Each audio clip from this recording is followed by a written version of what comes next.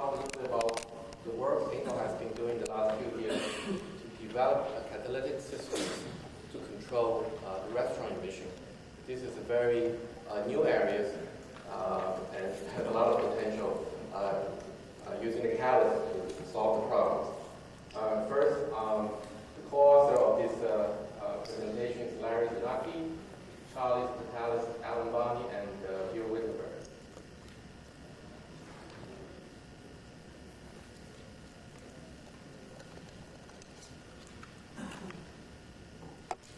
First, let's talk about what kind of emission generated by the cooking process. In the South Coast, California South Coast alone, South Coast Air Quality District, they did a study and they find out that the restaurant within the area generate roughly about 1.6 tons per day of VOCs. That basis gas phase volatile organic compounds, and roughly about 12 tons per day of particulate matters. Many of us know the VOC basically can react with NOx to form ozone in the presence of sunlight. And we have a lot of talk in this conference to discuss how to remove NOx. And also for the particulate matter, that's basically smoke you see coming out from the chimney of a restaurant. And that usually can cause some health effect on your respiratory systems.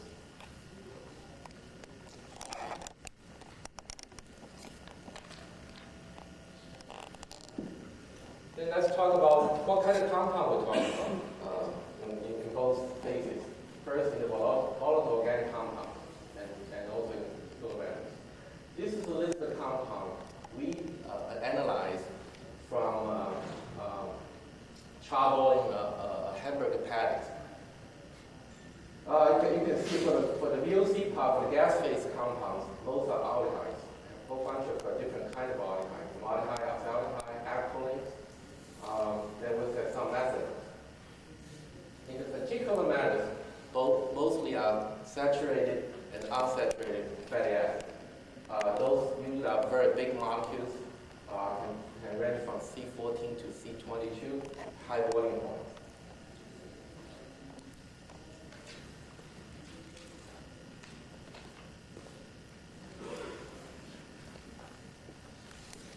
Then let's talk about what kind of, there's so many different types of cooking appliance. This is data generated by South Coast, California South Coast, to basically tell you which appliance generate how much VOC and particulates. Look at this, roughly 12 tons per day of particulates. Almost 85% is generated by undefined charboilers. It's also charboiler you can see in like a steakhouse or seafood and grill, those type of restaurants.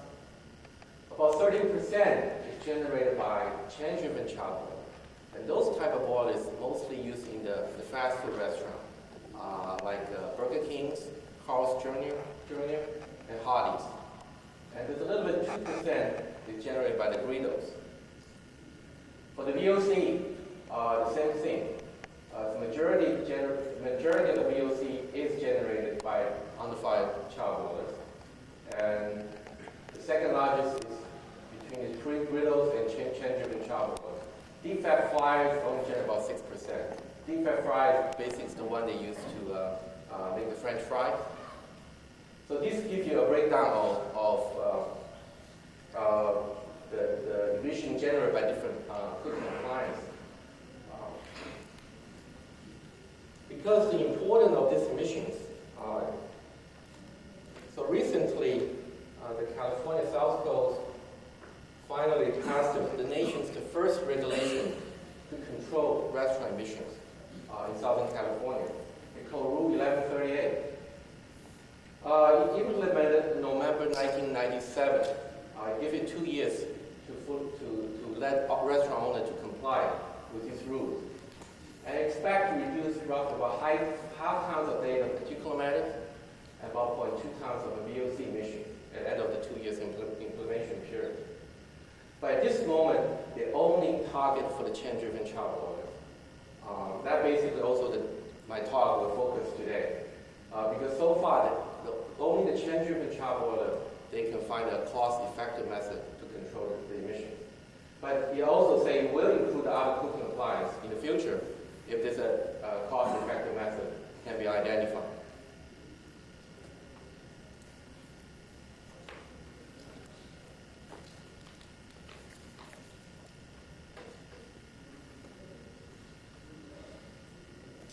This is a schematic diagram of the change-driven charbroilers. If any one of you go to Burger King, you can look back in the kitchen. They always have one of those. This box represents the boilers. They have flange on both sides, top and bottom. And basically, there's a valve goes through the flange. You put your hamburger patty on one side, and we take it through the flange and coming out from the other side. The grease will drip down and touch the flame and generate the emission. It goes through a ventilation shroud, basically just put on the top of the boiler. And the catalytic converter just right on the top of the shroud. So it's very close to the boiler. And there's no blow or anything to force the exhaust passing through the catalytic converter. So the exhaust basically is passed through the converter due to the natural convection.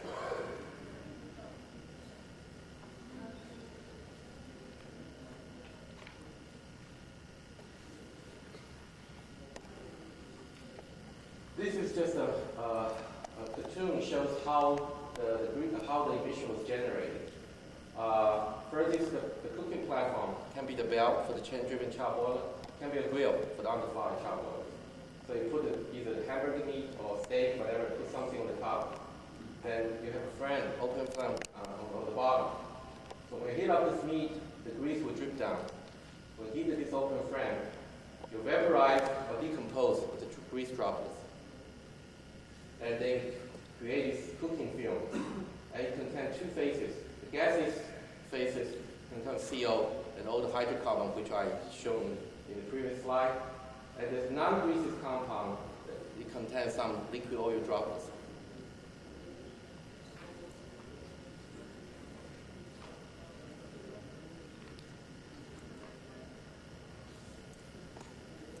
What's the requirement for a catalytic converter for the change-driven charbroiler?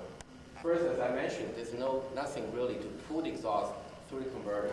So the pressure drop is very important. If you want to design a converter to be used for the change-driven charbroiler, you need a very pressure drop. Otherwise, the exhaust will just bypass the converter, and it got no treatment at all. The other thing is high removal efficiency. According to Rule 1138, they need a minimum 83% of average VOC and particulate removal rate. And the third is easy to handle and easy to clean, because in the fast food restaurants, usually we recommend is you have to take it out, the converter, probably every month, and to wash it with warm water to clean, because usually you have some grease buildup. So in order to do that, we want to have it very easy to handle. And also we don't want it to be a very heavy converter. Then it's difficult for the restaurant owner to operator to move and put it back.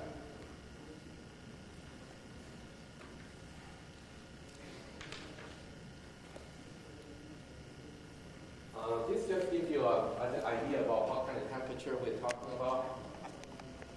Here, roughly around probably 750 Fahrenheit. That's basically for idle mode. That means you have the flame on, but you don't have any meat going through. After you put it roughly, this they call cooking mode. It's about roughly put 1 pound of the meat, 1 pound of hamburger patty through per minute. And that's the temperature generated, roughly about between 1,000 to 1,200, 1,000 to 1,100 Fahrenheit. For the quarter pound of hamburger meat, basically put 4 patties per minute to go through the boils.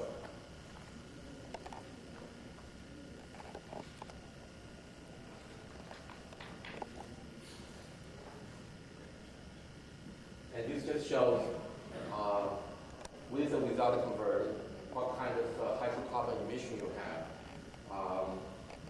This clearly shows with the converter, you can drop the power probably close less than 10.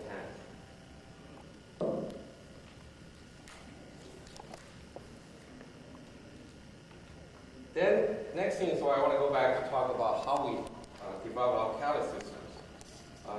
The first thing we're going to choose is what kind of substrate we're going to use. There's normally two types of substrates, ceramic or metal. This is the comparison of a ceramic versus metal substrate. We all know the ceramic substrate can operate much higher temperatures, normally about 2500 Fahrenheit. The metal is lower, but normally still can operate about 1800 Fahrenheit. Ceramic substrate definitely has much better corrosion resistant than metal. But in terms of pressure drop, because metal substrate usually has a very thin wall, so the pressure drop usually is very low compared with the ceramic. In terms of mechanical strength, metal substrate has some advantage over the ceramic substrate. And in terms of manufacturing flexibility, metal substrate definitely is better than ceramic because metal substrate basically can form almost any kind of shape you want. So for our applications, because our temperature is not quite as high some VOC oxidation operations. So the metal substrate, 1800 Fahrenheit, definitely is good enough for us.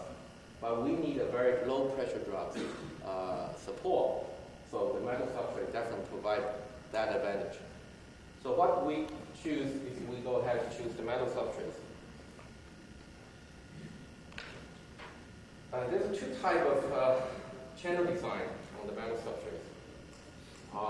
One is just like a straight channel design, just like a ceramic type. You basically have a layer of corrugated foil. On the top of that is a flat foil, and on top of the flat foil is another corrugated foil. Basically, a step on the top of each other to form a substrate. The other type is the skew channels. So that means your channel is not go one straight. You always give an angle, probably between 5 to 15 degrees. But because this angle, basically you can eliminate the flat piece. And you can fold it or wind it, the skew channels, and it won't nest it together because you have that the angle. And also because when the flow flows through the skew channel design, it got interrupted. It doesn't go through one direction. It goes to one direction, go to another direction. And that usually gives you a much better mass transfer rate.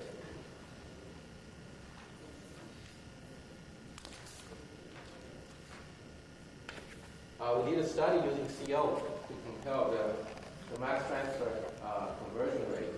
You can see here, we did a study at 100,000 space using 45 cell per square inch substrates.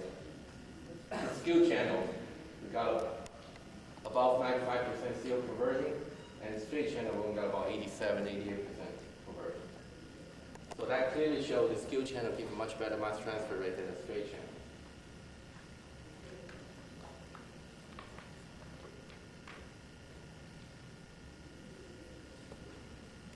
This is another study we did. Basically, just because, as I mentioned previously, the pressure drop is a big issue for designing a converter for the centrifugal shop boilers. So we did a model study. Basically, compare two different types of metal substrates: 45 cell per square inch skew channel versus 45 cell per square channel straight channel, and also we compare against the 50 cells per square inch ceramic substrates. We fixed the temperature at 1000 degrees Fahrenheit, and also fixed the linear velocity at 2.5 feet per second. This is the velocity normally we'll see in a chain-driven shop boilers. Then we calculate the mass transfer conversion rate versus the pressure drop. So the red line is the 45 cell skew, and the green line is 45 cells straight, and the blue line is ceramic. As you can see, for constant pressure drops, the skew channel provides the best mass transfer rate, and that means if you use a skew channel, you can run a much higher space velocity.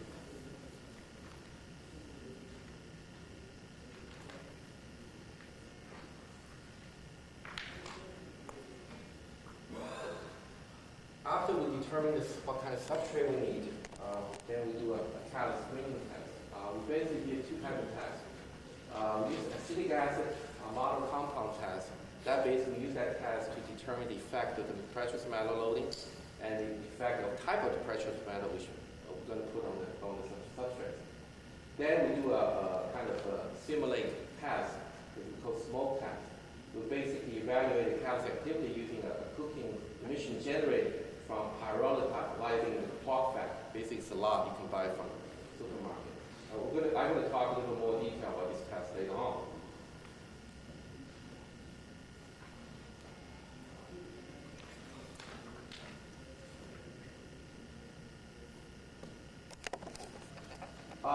This is the sample we test. I'm sorry I cannot give you the actual loading of the catalyst we test. But basically, we have this is our reference loading. We run the reference loading, half of the reference loading, 1/4 of the reference loading, and probably 60%. And also run two samples without the precious metal at all. And the precious metal right here is a combination of platinum and palladium. And we'll also run 3 different types of wash flow. The type 1 wash flow is a combination of alumina and low amount of cereal. And type 2 is alumina with high cereal content. And type 3 is just alumina only.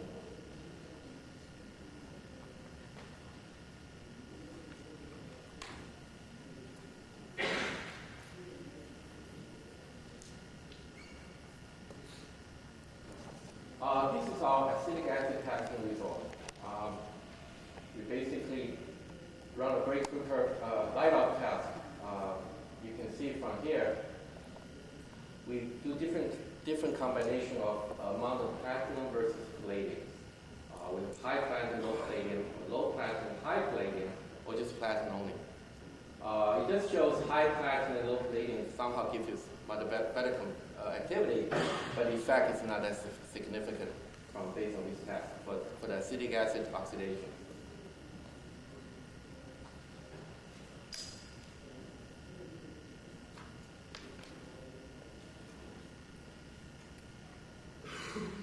For the amount of precious metal loadings, you can clearly show the higher the loading, the better. Catalyst A basically has the highest precious loading, and catalyst F is just the aluminum wash flow, no precious loading. And you can clearly see the difference in terms of activity.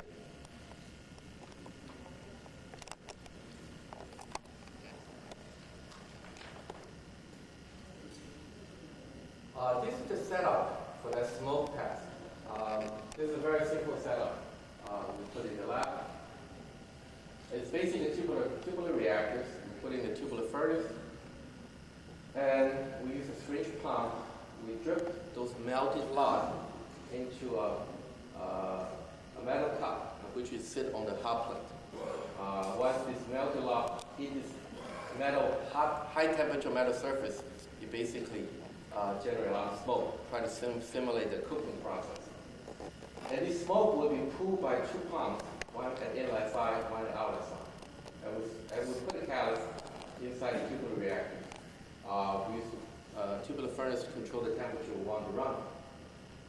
And we have the 2 filters on both inlet and outlet side. We use those ceramic papers which can remove 99+% remove efficiency for particle greater than 0.3 microns. After the particulate matter being removed, the gas phase exhaust being sent over to a hydrocarbon analysis. So this, the inlet and outlet data from the hydrocarbon analyzer can tell us the removal efficiency for the VOC and the weight difference between it of the filter paper between inlet and outlet will tell you the removal efficiency for the particulate matters.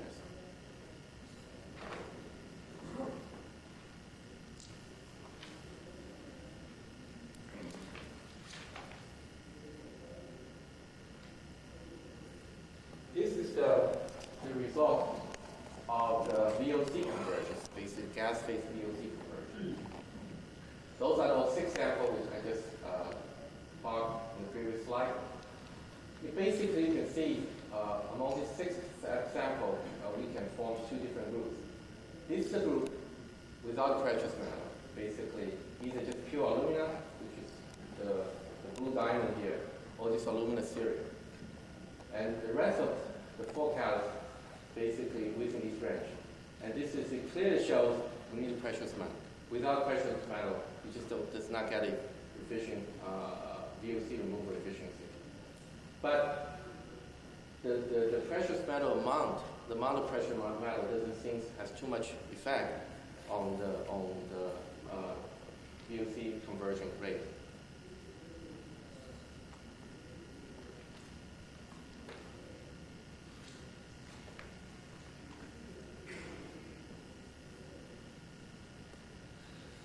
This is particular metal data. This is basically the number we got from the filter paper.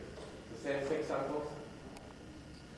This is just the blue line is pure alumina. You can see it's pretty low. I mean, don't really, unless it's very high temperature, otherwise don't really have that significant removal efficiency. But look at the data here.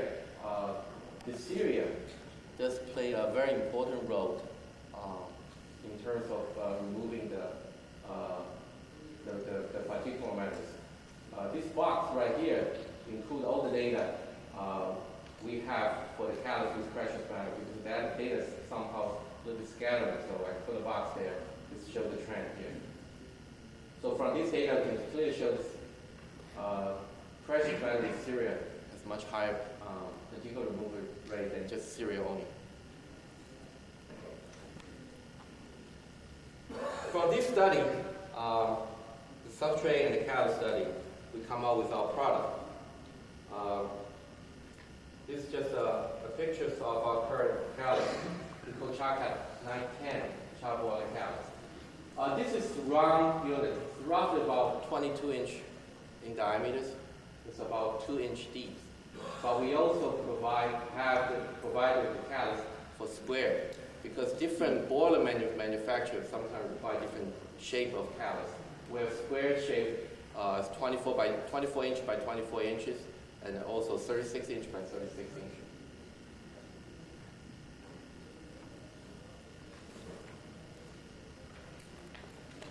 And finally, just want to make a quick conclusion here. We developed a highly efficient and compact catalytic converter. It has been developed to control cooking emission from changer to char boilers. And this converter actually has been qualified by South Coast, because any converter you want to sell to South Coast, they have to pass their test. That means our converter meet their 83% minimum conversion requirements.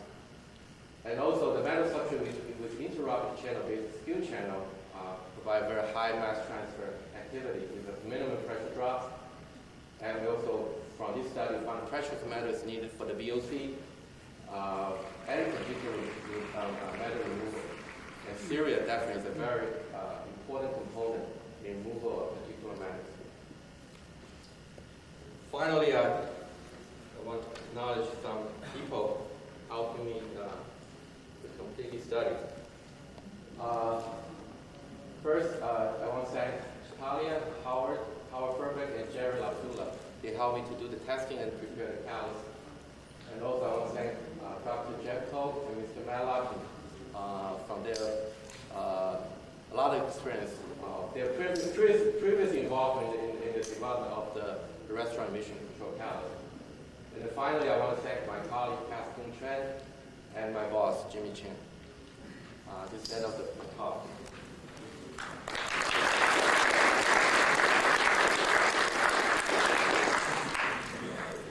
Any questions?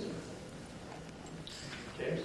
Yes, Jerry Spivey, you gave us some numbers on the acetic acid and VOC conversions. Can you tell us a little bit about the formation of CO or other byproducts from those? In other words, was the oxidation complete to CO2 and water in each of those cases, or was there some CO? I think when we did that study, we didn't measure CO, but from other similar tests, not the same type of test, but similar catalysts, the CO emission is very, very low. Most of the conversion is complete. A second quick question. Yes. You mentioned that the catalyst is regenerated on warm water washing periodically over a period of time. I wonder if you, since you're using a metal substrate, if you considered using an electrically heated substrate that could be regenerated electrically by heating it during Yeah, we are thinking about that. Actually, we already start to study in that area, to electric heated converter, but we're just in the initial stage. George Lester, Northwestern University. Two questions. The first is, there are a large number of restaurants, and I assume that they have put out similar rules with respect to these. These are the restaurants that use a wok with a oil that is used for the cooking medium. And my memory on this is that a large amount of that oil ends up going up into the grill, into The hood. the hood. Yes. Are there rules on that now? And are you No, right now there's no technology? regulation for that, but South Coast is studying that. That's basically what you're talking about is under the under 5 char boiler category. Basically anything you put under the hood. But right now there's no single method is cost effective enough. This is not a char broiler. This But I know, is but what is they're talking about this. They're called catalytic hood. It's heating a oil. Yeah. They generate the smoke. It evaporates. It goes up into this catalytic incinerator that you might put up there. Yeah. And I was interested in whether you have had success yet in. No, we have a trying to deal program. with that experience. We have a program on that. So far, no, we are not very successful using a catalyst system because the temperature is much lower than this application. Well, with respect to your existing system, you mentioned that the metal will handle about 1800 Fahrenheit before you begin to have serious corrosion problems. If you get a splatter of particulate matter, Yes. of grease that makes it as far as the catalyst, Yes. and it deposits on that catalyst surface, and it burns, Yes. I'll speculate without a lot of risk, it's going to get a lot hotter than 1800 Yes. Fahrenheit. Yes. When that happens, is your metal still there? We did see some instance. It did have some burn. It did damage the metal foil. Yes. I just wanted to ask you, since you mentioned that a little bit of platinum metal works, and of course Syria is very good, better than alumina, and we know the chemistry of Syria. Why not a little of the base metal of Syria? We tried base metals. So far, the activity of the best sample we tried is similar to the precious metal sample we have, but because the toxicity of the base metals, so we are hesitate to apply the base metal for the food application. It's not an issue of sulfur dioxide. No, we use manganese oxide.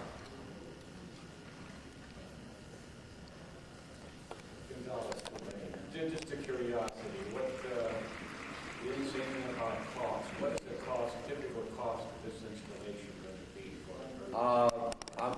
I'm sorry, I don't think I can provide this information here.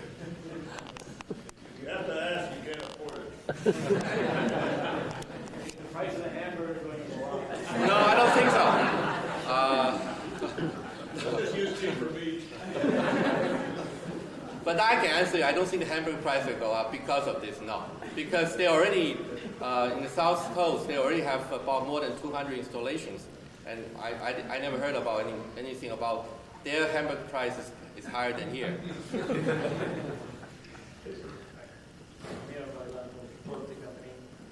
Two questions. How much smoke is leaking around your catalyst, since this is not a closed system?